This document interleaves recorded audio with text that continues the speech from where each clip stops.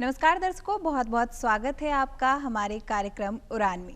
दर्शकों, आज का हमारा कार्यक्रम है शिक्षाविद के साथ सफल छात्रों का संवाद और यहाँ हमारे साथ कुछ गेस्ट भी जुड़े हुए हैं। तो सबसे पहले हम आपको उनसे रूबरू कराते हैं। हमारे साथ हैं प्रेम रंजन जी, जो कि Bihar public school and children welfare association के सचिव हैं, साथ ही साथ शिक्षाविद भी हैं। सर, बहुत बहुत स्वागत है आपका। बहुत बहुत धन्यवाद। तो वहीं दूसरी तरफ हमारे साथ दो प्रतिभागी भी मौजूद हैं, जो कि टॉपर्स होने के साथ साथ बहुत ही कम उम्र में इन्होंने काफ़ी उपलब्धियां भी हासिल की है। तो बहुत बहुत स्वागत है आपका साहित्य राज जी और साथ ही साथ फुरकान फैज जी। तो दर्शकों, बिना वक्त गवाए हम कार्यक्रम की शुरुआत करेंगे और सबसे पहला सवाल हमारा प्रेम रंजन सर से रहेगा कि सर, आप एक शिक्षाविद भी हैं, साथ ही साथ प्राइवेट स्कूल एसोसिएशन के सचिव भी हैं। तो आप एक सफल छात्र में क्या देखना पसंद करते हैं? Bihar public school and children welfare association यह छात्रों का एक संगठन है, प्राइवेट स्कूल का संगठन है।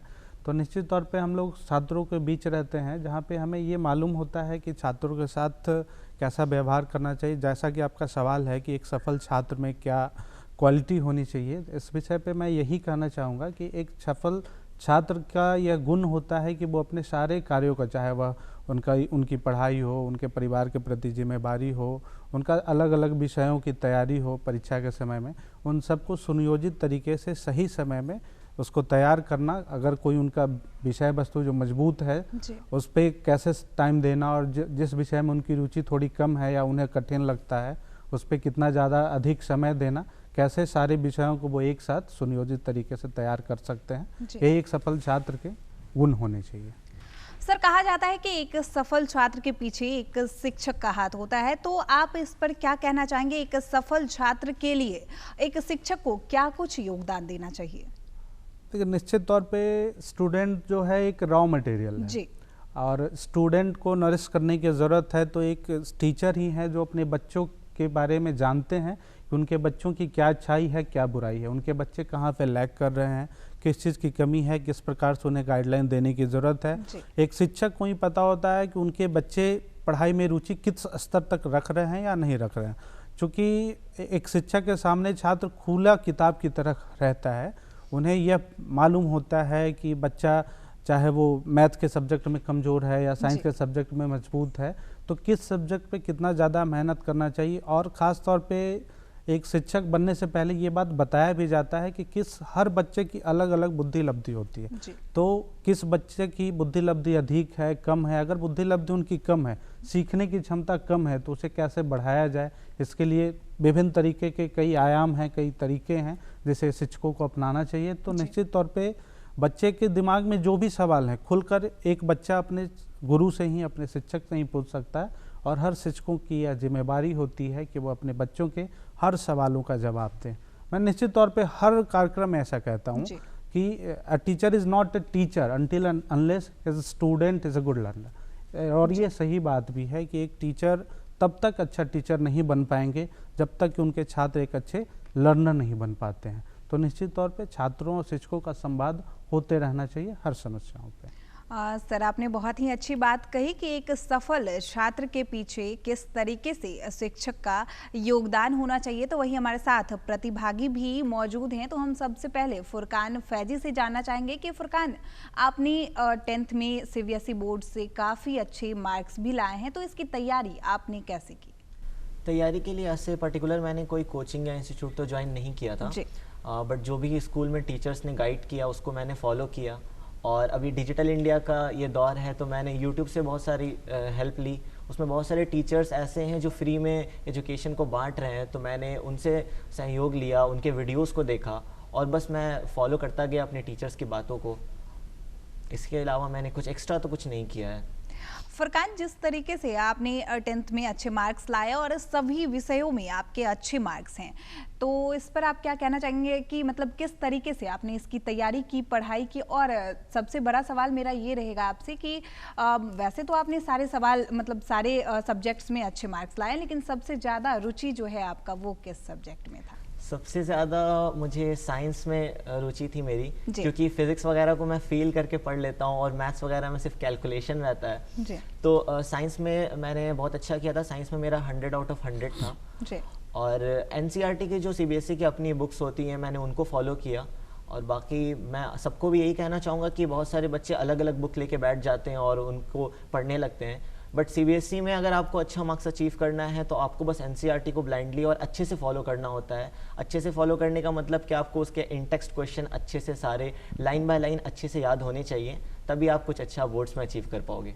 बिल्कुल, तो आपने देखा दर्शकों कि किस तरीके से अगर आप भी 10th की तैयारी कर रहे हैं तो किस तरीके से इसकी पढ़ाई करनी चाहिए। वहीं अब बढ़ेंगे प्रेम रंजन सर की तरफ और सर से जानेंगे कि सर एक छात्र जिस तरीके से फुरकान फैजी ने अच्छे मार्क्स लाए और टॉपर्स बन गया, तो एक शिक्षक को कैसा लगता है जब उसके छात्र टॉपर्स बन के आए? तो देखिए, एक शिक्षक के लिए उनके छात्रों की उपलब्धि से बड़ी कोई भी उपलब्धि नहीं होती है। आज के छात्रों में खास करके बहुत दिलचस्पी होती है। मैं देखता हूँ विद्यालयों में बच्चे शिक्षक दिवस को बहुत ही उत्साह और उमंग के साथ मनाना चाहते हैं। मैं बराबर चाहे जिस भी विद्यालय में शिक्षक दिवस के दिन शिरकत करूँ, मैं बच्चों से एक ही बात कहता हूँ कि आपके शिक्षकों के लिए उपहार और तोहफा वही होगा जिस दिन किसी शिक्षक को ये पता चले उनके छात्र ने सफलता की परचम लहराई है। दर्शकों, वहीं हमारी तरफ फिर से प्रतिभागी मौजूद हैं और प्रतिभागी हम साहित्य राज से जानना चाहेंगे कि साहित्य आपके टॉपर्स होने का क्या राज है?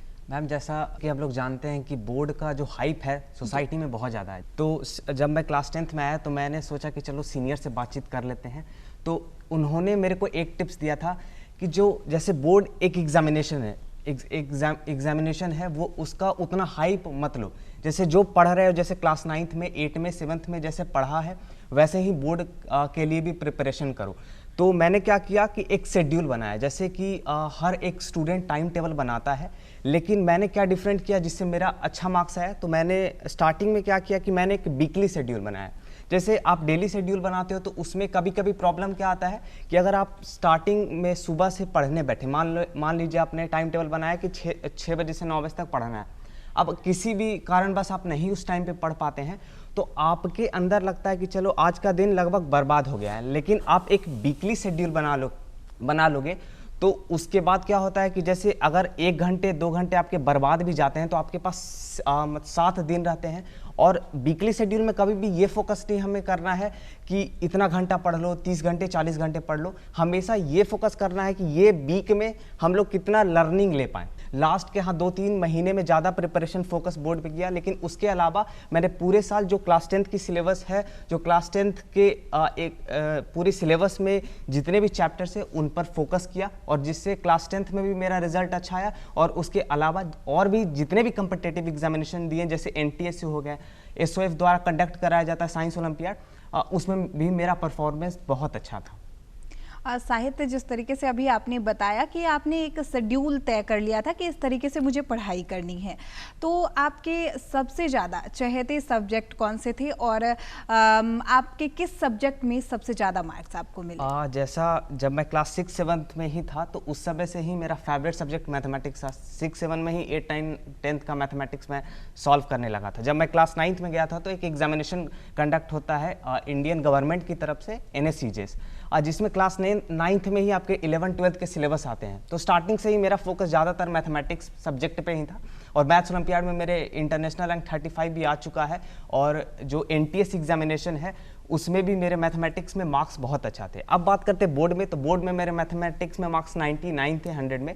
एक नंबर कहाँ गया ये पता नहीं है, मतलब मेरा तो एक थिंकिंग था कि बोर्ड में फुल मार्क्स ही आएगा मैथमेटिक्स में, लेकिन 99 मार्क्स मेरा मैथमेटिक्स सब्जेक्ट में आया और मैथमेटिक्स ही मेरा पर्सनल फेवरेट सब्जेक्ट है।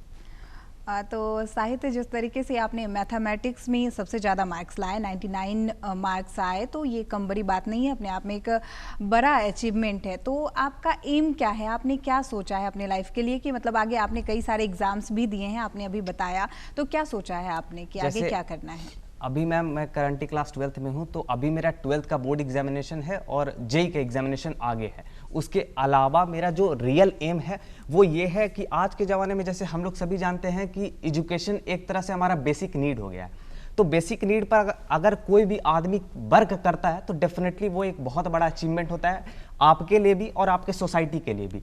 तो अभी करंटली मैं ऑनलाइन पढ़ा भी रहा हूँ, 4000+ बच्चे हमारे साथ जुड़ चुके हैं और उसी को आने वाले 12th के बाद जब मैं रियल फील्ड में उतरूंगा, जैसा कि मैं हमेशा बोलता हूं अपने स्टूडेंट को कि जो बोर्ड एग्जामिनेशन होता है उसमें अच्छा मार्क्स आए या ना आए इसके बारे में कभी नहीं सोचना चाहिए। हमेशा ये सोचो कि आपने मेहनत किया है, और अगर आपने मेहनत करना रियली में सीख गया तो लाइफ में आपको कभी दिक्कत नहीं आएगी। बोर्ड एग्जामिनेशन एक जस्ट एक ईयर एक सेशन का आपका रिजल्ट होता है। रियल जो हमारे पास चैलेंजेस आते हैं वो बोर्ड एग्जामिनेशन के बाद ही आते हैं।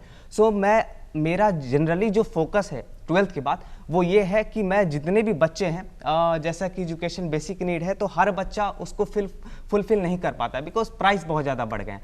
तो उस पर काम करने का कि किस प्रकार हम लोग हर एक बच्चे को एक मिनिमम क्वांटिटी या क्वालिटी में हम लोग उसको एजुकेशन दे पाएँ। जैसा कि फ्री में तो कोई नहीं दे सकता है, बट एक फिक्स्ड अमाउंट पे हम लोग दे सकते हैं, जहाँ पर हर एक स्टूडेंट, मतलब कोई आने वाला टाइम में ये बच्चा नहीं बोल सकता है कि मेरे पास पैसा नहीं था तो मैं नहीं पढ़ पाया। इस चीज़ पर हम लोग काम कर रहे हैं, और 12th के बाद हम लोग अब इस चीज़ पर आगे भी एक्सटेंड करेंगे, अपनी टीम को भी बढ़ाएंगे। तो दर्शकों, अभी आपने देखा कि हम बात कर रहे थे साहित्य राज से, जो सीबीएसई से टॉपर्स हैं और पूरे बिहार में इन्होंने परचम लहराया है। काफ़ी कम उम्र में इन्होंने अचीवमेंट प्राप्त की है। तो वहीं हम बढ़ेंगे अपने गेस्ट प्रेम रंजन सर की तरफ, और सर हम जानेंगे कि आपने भी काफ़ी कम उम्र में उपलब्धियां हासिल की है। युवाओं के लिए आप एक प्रेरणा स्रोत हैं। तो सर हम जानना चाहेंगे कि आपकी शिक्षा दीक्षा कहाँ से प्राप्त हुई? देखिए, शिक्षा की रही बात तो जैसा कि हमने अभी इन दोनों बच्चों को सुना, हमारा भी जो स्टूडेंट लाइफ रहा काफ़ी स्ट्रगलिंग रहा है जी। मैं भी एक सीबीएसई का ही बोर्ड का स्टूडेंट रहा हूँ।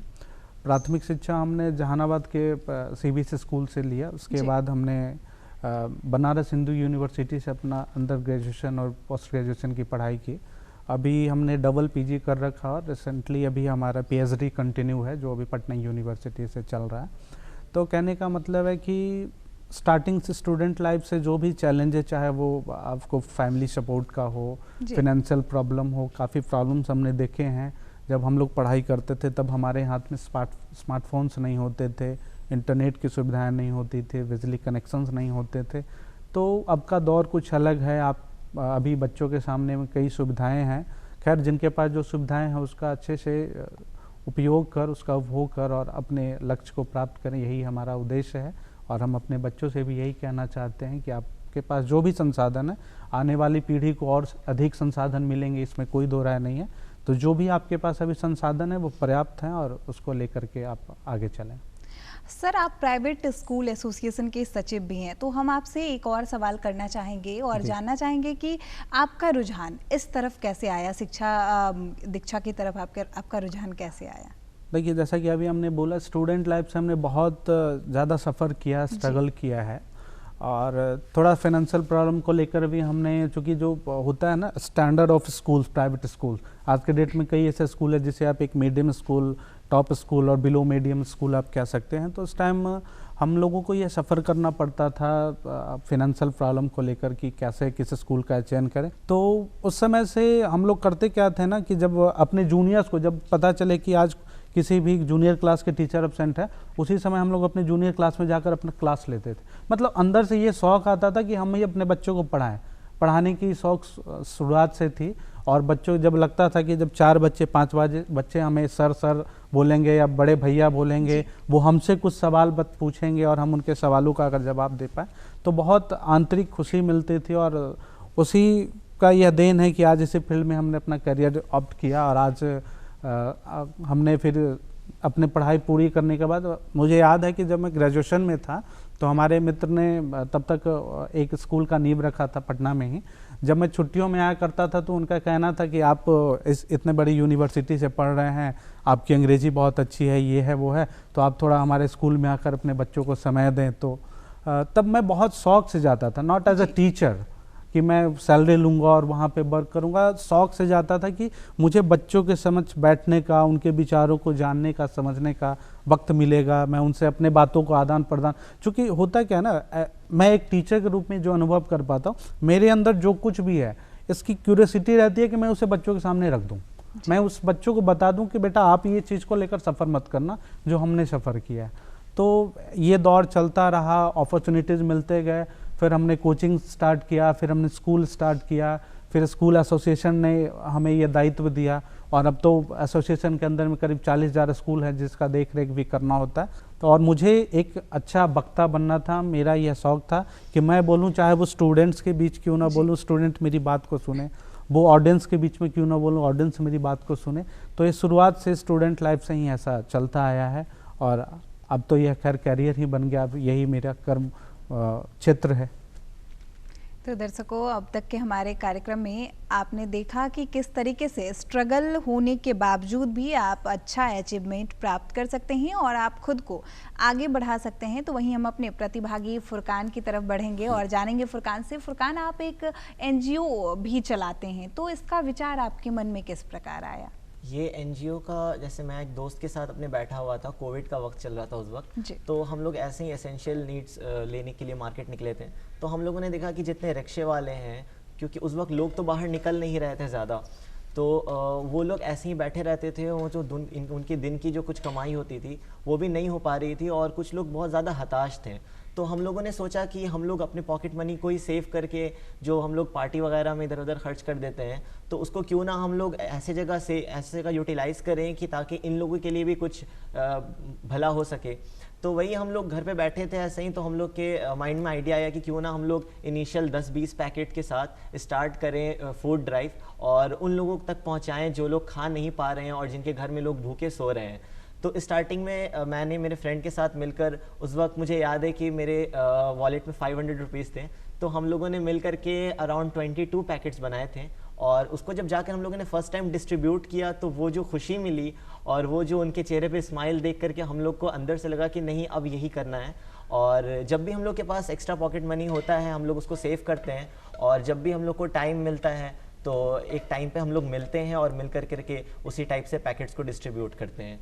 तो साहित्य, हम आपसे भी जानना चाहेंगे, आप भी ऑनलाइन क्लास करवाते हैं, बच्चों को पढ़ाते हैं और 9th-10th के बच्चों को पढ़ाते हैं, तो इसका विचार आपके मन में किस प्रकार आया? जैसे कुछ साल पहले, 1 साल पहले लॉकडाउन लग गया था, तो उस समय हम अपने पेरेंट्स के साथ गांव चले गए थे। तो वहाँ पर जैसा कि सर ने बताया कि सर भी गांव गए थे, तो कई दोस्तों ने बोला था कि आप बड़े यूनिवर्सिटी में पढ़ते हैं तो फिर आप भी पढ़ाना स्टार्टिंग कीजिए। तो मेरे भी दोस्त बोले थे कि अभी लॉकडाउन लग चुका है और गांव में जनरली उतना हर एक स्टूडेंट को पढ़ाई की सुविधा नहीं मिल पा रही थी। तो मेरे फ्रेंड्स ने बोला कि चलो हम लोग ऑफलाइन ही पढ़ाते हैं। तो हमने स्टार्टिंग में क्या किया कि हम लोग के नीचे एक बड़ा सा फ्लोर है, वहाँ पे 40-50 बच्चे जो पढ़ सकते हैं उन्हें फ्री में पढ़ाना स्टार्टिंग किया। लेकिन जैसे जैसे हम लोग पढ़ाने लगे, 1 महीना अप्रॉक्स पढ़ाए थे, उसके बाद जो 9th-10th के बच्चे थे तो उनके दोस्त लोग भी बोलने लगे कि भैया हमें भी प्रॉब्लम हो रही है, तो हम लोग क्या करें। तो फिर उस टाइम पे मैंने सोचा, मैं जनरली यूट्यूब स्क्रॉल कर रहा था तो वहाँ पर मैंने 2-3 यूट्यूब चैनल को देखा था। तो मेरे भी दिमाग के अंदर उस टाइम पे क्लिक किया कि चलो हम भी स्टार्ट कर सकते हैं। स्टार्ट करने में क्या दिक्कत है, बच्चे जनरली उतना नहीं देखेंगे, लेकिन जो बच्चे डिमांड कर रहे हैं कि हाँ भैया हमें भी पढ़ना है, उनका तो फुलफिल नीड हो जाएगा। बिल्कुल। तो फिर अब दिक्कत ये थी कि जैसे यूट्यूब वीडियो बनाने के लिए स्टैंड चाहिए, तो लॉकडाउन में आ नहीं सकता था। तो हम लोग क्या करते थे कि मेरा एक जो फ्रेंड था वो फ़ोन को पकड़ लेता था आगे से, और एक फ़ोन हम लोग अपने फ़ोन का जो फ़ोन का माइक होता है उसे हम लोग पकड़ लेते थे अपने हाथ में और फिर बोलना स्टार्ट करते थे और पीछे एक बोर्ड लगा दिया था। फिर धीरे धीरे 2-3 महीने में देखे कि कुछ बच्चे कमेंट करने लगे कि भैया इस टॉपिक पे पढ़ा दो। जैसे एक वीडियो मैंने डाला था कि रियल नंबर पे, तो वो लोग बोलने लगे कि भैया कुछ रियल नंबर के इंपॉर्टेंट क्वेश्चन पोस्ट कर दो, तो वो हमने पोस्ट किया। फिर पॉलिनोमियल्स, ऐसे धीरे धीरे हर एक चैप्टर पर वो लोग बोलने लगे। तो फिर हमने वीडियो पोस्ट करते लगातार कंटिन्यूसली पोस्ट करते रह गए। उसके बाद जब बोर्ड एग्जामिनेशन आया, जब कोविड पीरियड चला गया, तो बहुत बच्चे इंस्टाग्राम पे मैसेज करके डीएम करके बोल रहे थे कि भैया मेरे 97%। एक बच्चा मेरे को मैसेज करता है, वो दिल्ली से था, उसका 98.8% था, मेरे से भी ज़्यादा मार्क्स था, कि भैया आपके चैनल की वजह से आया है। तो मेरे को उस समय बहुत बढ़िया लगा। तो हमारे आने वाला यही अपकमिंग प्रोजेक्ट है कि 6, 7, 8 और 11, 12 के बच्चे जनरली जितने हैं उन पर भी हम लोग काम कर सकें और उन्हें भी फ्री में वो सुविधा दे पाएँ जो उन्हें पैसे में मिलता है। आप फ्री में एजुकेशन देते हैं, तो फिर आप उस चीज़ को मैनेज कैसे कर पाते हैं? जैसे नेट का खर्च होगा या यूट्यूब पे आप पढ़ाई करवाते हैं तो बहुत सारी असुविधाएं आती होंगी, तो उस चीज़ का आप कैसे उठाते हैं? स्टार्टिंग में तो थोड़ा दिक्कत था, अब हाँ, लेकिन वो हम लोग उतना सोचते नहीं थे, बिकॉज पेरेंट्स ने डेफिनेटली बहुत ज़्यादा सपोर्ट किया स्टार्टिंग पीरियड में, क्योंकि मेरे खुद फादर प्रोफेसर हैं, वो भी पहले बच्चे को पढ़ाते थे, तो उन्होंने बहुत ज़्यादा सपोर्ट किया कि चलो अच्छा काम कर रहे हो। और भी मेरे दोस्त जितने थे वो लोग भी स्टार्टिंग में बहुत ज़्यादा सपोर्ट सपोर्ट किए कि हाँ भाई कर रहे हो, चलो करते हैं। तो वो लोग का जो सपोर्ट था, पेरेंट्स का सपोर्ट था, इसी कारण हम लोग कंटिन्यू कर पाए अपना यूट्यूब चैनल को। तो दर्शकों, आप देख रहे हैं कि किस तरीके से हमारे जो 2 प्रतिभागी हैं, इन्होंने अपना एनजीओ और ऑनलाइन क्लास शुरू किया, जिससे काफ़ी लोगों को सुविधा भी मिलती है। तो हम चाहेंगे साहित्य और फुरकान की आप दोनों अगर सर से कुछ सवाल करना चाहते हो तो आप दोनों पूछ सकते हैं। सर, जैसे कि मेरा भी आने वाला टाइम में मैंने सोचा है कि और भी हम लोग अपने एक्सटेंड कर पाएँ ऑनलाइन जो प्लेटफॉर्म है। तो सर, जैसे आपने भी स्टार्टिंग किया, बिकॉज एक आप भी इस पोजीशन पर आ चुके हो, तो आपने जब स्टार्टिंग पीरियड था तो उस समय डेफिनेटली बहुत ज़्यादा डिफ़िकल्टीज फेस करना पड़ा होगा, बिकॉज कई सारे मेंबर्स हैं टीम में, फिर उनको सैलरी देना और उसके साथ सबको मैनेज करना। तो उसमें सर आपको प्रॉब्लम कहाँ पर आई, तो वो सबको आपने कैसे हैंडल किया? देखिए साहित्य राज, आपने सवाल तो बहुत ही अच्छा पूछा है, और यह बेसिक तौर पे आप जो काम कर रहे हैं अभी ऑनलाइन एजुकेशन का, और आगे आपको अपना करियर भी देखना, आपकी अभी आगे की हायर एजुकेशन पढ़ाई बाकी है, तो निश्चित तौर पे सवाल अच्छा है। और मैं इसमें यही कहना चाहूँगा कि एक बार आप किसी कार्य को अगर करना शुरू करते हैं, शुरुआत में आपके दिमाग में कई सवाल आएंगे जो आपके सामने एक चैलेंजेस के रूप में भी आते हैं, जो आपको रोकना चाहेगी, आपके सामने बाधा बनकर खड़ी रहेगी। लेकिन एक बार अगर आपने ठान लिया कि I have to do this, मुझे इस काम को करना है, इस कार्य को करना है, तो आप बस इनिशिएट करो, आपको अपने आप सारे सॉल्यूशन मिलते चलते हैं। जब हमने स्टार्ट किया था इस फील्ड में, एजुकेशन फील्ड में, जब हमने एज अ टीचर वर्क करना शुरू किया था, मैं आपको बता रहा हूँ, जब मैं 10th का एग्ज़ाम दिया था, जस्ट आफ्टर क्वालिफाइंग 10, जैसे अभी आप ऑनलाइन प्लेटफॉर्म पे पढ़ा रहे हो, तब हमारे पास ऑनलाइन प्लेटफॉर्म नहीं था। तब हमने पटना में आकर के, चूँकि हमारा 10th जो है वो 12 से जहानाबाद से हुआ था, फिर हम पटना में आकर के, तब हमारे कुछ मित्र थे जो हमारे साथ पढ़ते थे, सहपाठी होते हुए भी उन्होंने कोचिंग और स्कूलों से जुड़ा रखा था, एज ए टीचर वर्क कर रहे थे। तो उनके कहने पे हम भी, जब मेरा 10th का रिजल्ट डिक्लेयर होता उससे पहले हम स्कूल में जाकर पढ़ाने लगे, और उसमें हुआ क्या कि रिस्पॉन्स बहुत अच्छे आने लगे। मतलब स्कूल के डायरेक्टर के द्वारा मुझे ये बोला जाने लगा कि सर, हर बच्चों के पास से ये रिस्पॉन्स आ रहा है कि कोई नए टीचर आए हैं, उनसे हमें अभी कोचिंग करना है, ट्यूशन पढ़ना है। तो इट वाज लाइक मेरे लिए ये अनएक्सपेक्टेड हैप्पीनेस था कि मैं इतना अच्छा कर पा रहा हूँ, मैं बच्चों की पसंद बन पा रहा हूँ। धीरे धीरे क्या हुआ कि वहाँ से मुझे स्कूल खोलने का सबसे पहला जो है वो मिला कि नहीं, मुझे स्कूल खोलना है। वहाँ से मेरे अंदर ये सोच आई कि मुझे स्कूल ओपन करना है। मैंने स्टार्टिंग में स्कूल ओपन किया, तब मेरे कुछ दोस्त थे, दे वर सपोर्टिंग मी, वो मुझे सपोर्ट कर रहे थे, क्योंकि मुझे स्टार्टिंग में टीचर रखना था। टीचर के लिए मैं अफोर्ड नहीं कर पा रहा था, मैं भी तो एक स्टूडेंट जस्ट अभी पास हो ही रहा था। तो मेरे फ्रेंड्स ने स्टार्टिंग में बहुत सपोर्ट किया, even my family members also supported me. होता क्या, एक बार आप इनिशिएट करो ना, तो हर चीज़ आपको रास्ता अपने आप मिलता जाएगा, उसमें कहीं कोई दो राय नहीं है। आप अपने आप बस एक बार शुरुआत करो, रास्ता बनते जाएगा। तो वही हम चाहेंगे कि फुरकान, आपका भी अगर कोई सवाल प्रेम रंजन सर से है तो आप करें। सर, जैसे कि हम लोग का भी, मतलब मेरा भी 11th-12th है और मुझे जेई के लिए प्रिपरेशन करना है। मैं चाहता हूँ मुझे अच्छी IITs या NITs में एडमिशन मिले, और साथ ही साथ जो मैंने कोडिंग वगैरह अपना स्टार्टअप और NGO का वर्क कर रखा है, तो इसको भी मैं कंटिन्यू करना चाहता हूँ। बट आपको भी पता है कि जेई के प्रिपरेशन में सिलेबस काफ़ी टफ होता है और उसका प्रिपरेशन में अच्छा खासा टाइम देना पड़ता है। तो मैं आपसे ये जानना चाहूँगा कि मैं किस तरह से इन सारी चीज़ों को लेकर के चलूँ और सबको एक साथ मैनेज कर सकूँ, ताकि कोई भी चीज़ें, चाहे वो मेरा जेई का प्रिपरेशन हो, चाहे वो मेरा NGO हो, या मेरा जो स्टार्टअप है वेबसाइट डिज़ाइनिंग का, वो पीछे ना छूट सके और सारा कुछ एक साथ एक लेवल पे चले। देखिए, आपका जो सवाल है इसका एक ही जवाब है, वो है टाइम मैनेजमेंट। आप यही पूछना चाहते हो कि आप अपने जेई की तैयारी के साथ साथ NGO के वर्क को कैसे कंटिन्यू रख सकते हो। तो आपको भी पता है कि आप जब जेई की तैयारी स्टार्ट करोगे तो आपको फिजिक्स, केमिस्ट्री, मैथ्स बेसिकली पढ़ने होंगे, इंग्लिश भी होगा जो आपका लैंग्वेज पेपर होगा। उसमें आपको अभी से पता चल जाएगा, जब आप पढ़ाई शुरू करोगे, आपके फिजिक्स में कितनी अच्छी आपकी पकड़ है, केमिस्ट्री में कितनी अच्छी पकड़ है, मैथ्स में क्या पकड़ है। तो वहाँ पे ये होगा ना कि अभी तो आपको सारे सब्जेक्ट को टाइम देना है। फिजिक्स को, अगर आपकी मजबूत है फिजिक्स, तो फिजिक्स को उस हिसाब से टाइम दो। तो कहने का मतलब है ना कि जो आपके मजबूत सब्जेक्ट है उस पर थोड़ा सा कम समय दे करके, जो आपके सब्जेक्ट जहाँ पे आप खुद को वीक समझते हो वहाँ पे ज़्यादा समय दो, ताकि कम समय में आप अपनी तैयारी को रखो।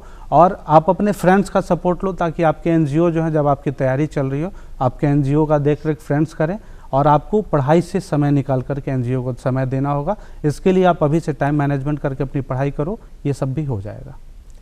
सर कितनी खुशी मिलती होगी जब कोई छात्र जो है अपनी पढ़ाई पूरी कर और इतनी बड़ी उपलब्धियां जो है वो हासिल करके आते होंगे, तो शिक्षक को कैसा लगता है सर? देखिए, एक शिक्षक के रूप में उसके लिए सबसे बड़ी संपत्ति है उनके बच्चों की सफलता। अगर एक शिक्षक के द्वारा पढ़े गए छात्र जब वो कुछ बड़ी सफलता प्राप्त करते हैं तो इसके लिए जो है शिक्षक बहुत ज़्यादा गौरवान्वित होते हैं और उन्हें प्रोत्साहन मिलता है कि वे और अन्य बच्चों को भी इस प्रकार से मोटिवेट होकर के शिक्षित करें, ताकि आगे चल कर के उनका एक बहुत बड़ा नेटवर्क बन जाए कि हमने इतने स्टूडेंट्स को पढ़ाया, आज हमारे स्टूडेंट पदाधिकारी हैं या फिर इंजीनियर्स हैं, डॉक्टर्स हैं। तो इस प्रकार से ये शिक्षकों के लिए सबसे बड़ी उपलब्धि होती है कि उनके छात्र कुछ अच्छे सफलता के शीर्ष तक पहुंच सके। सर, अभी हमारे जो भी दर्शक हमारे इस कार्यक्रम को देख रहे हैं, हम चाहेंगे कि उन्हें आप कुछ संदेश दें। देखिए, मेरा एक ही बात कहना है, खास करके चूँकि हमारा जुड़ाव छात्रों से रहा है, मैं छात्रों के लिए यही बात कहना चाहता हूँ कि आप चाहे जिस भी एम्बिशन को लेकर चल रहे हैं, आप अपने पढ़ाई में दो चीज़ को ज़रूर रखें, एक डेडिकेशन, दूसरा डेमोन्स्ट्रेशन। जब भी आप अपने पढ़ाई को लेकर के डेडिकेटेड होते हैं, इससे क्या होता है, आप खुद को इन्फॉर्मेटिव बनाते हैं, कंटेंट आपके पास आते हैं। डेमोन्स्ट्रेशन, जब भी आपको वक्त मिले, जब आपको अपॉर्चुनिटी मिले खुद को प्रदर्शित करने का, खुद की एबिलिटी को दिखाने का, तो निश्चित तौर पे वहाँ आप पीछे मत हटें, आप हर अपॉर्चुनिटी को ग्रैब करें और आगे बढ़ें। यही आप मूल मंत्र आज हमारे द्वारा आपके लिए है। बहुत बहुत धन्यवाद। तो दर्शकों, आज के हमारे इस खास कार्यक्रम में आपने देखा कि किस तरीके से आप एक सफल छात्र बन सकते हैं और किस प्रकार आप मेहनत कर आगे बढ़ सकते हैं। तो दर्शकों, फिलहाल के लिए बस इतना ही। तो सर, बहुत बहुत धन्यवाद आपका, आप आए हमारे साथ और आपने काफ़ी अच्छा संदेश भी हमारे दर्शकों को दिया, और साहित्य राज फुरकान, आप दोनों का भी बहुत बहुत धन्यवाद। तो दर्शकों, आज के लिए बस इतना ही। बने रहें डीडी बिहार के साथ। नमस्कार।